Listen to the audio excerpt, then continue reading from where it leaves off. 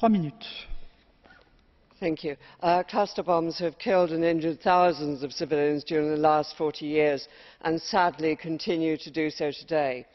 We must remember that a third of all recorded cluster munitions casualties are children. Take the case of a Vietnamese girl helping her father with the gardening one day. She was the victim of a cluster bomb. She lost both her legs. The tragedy is she was considered lucky. 4 out of 10 cluster bomb accidents result in death. After years of campaigning, we finally now have a convention which can help to deliver change. It is absolutely vital, first and foremost, that all EU member states sign and ratify the convention as a matter of urgency. As Mrs Gomes said, sadly, and also as this resolution states, only 11 member states have ratified the convention so far. As we move towards the entry into force of this convention on the 1st of August, I would like to see a concerted effort by the Parliament and the Commission to convince all EU member states to sign and ratify.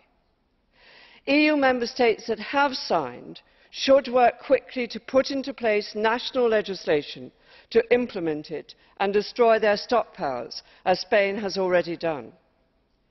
In 2002, I was the Parliament's rapporteur for its report on the UN Convention on the Rights of Persons with Disabilities, which was adopted in 2006. The EU will soon sign this landmark convention. It would be a total contradiction if we then failed to take action on cluster bombs. Looking to the future, it's important as well that the Commission and the Council include a ban on cluster munitions in a standard clause in agreement with third countries, and I would like to hear the High Representative's plans to take this forward. The Convention also establishes a new humanitarian standard for the assistance of victims in Article 5, calling for guidelines and good practice, including in the areas of medical care, rehabilitation and psychological support. Also important, as the High Representative has mentioned, is the clearance of the millions of unexploded cluster munition remnants that are left behind after conflicts.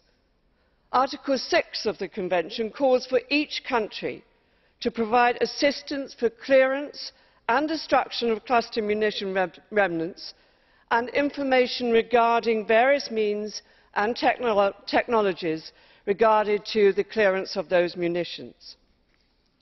We must do all we can to save the lives of thousands who have yet to be killed and injured, and to help those who have been. We know enough about the horrific effect of these weapons to know that even those who have not signed the Convention should never, ever use them again. I urge you all to support this resolution.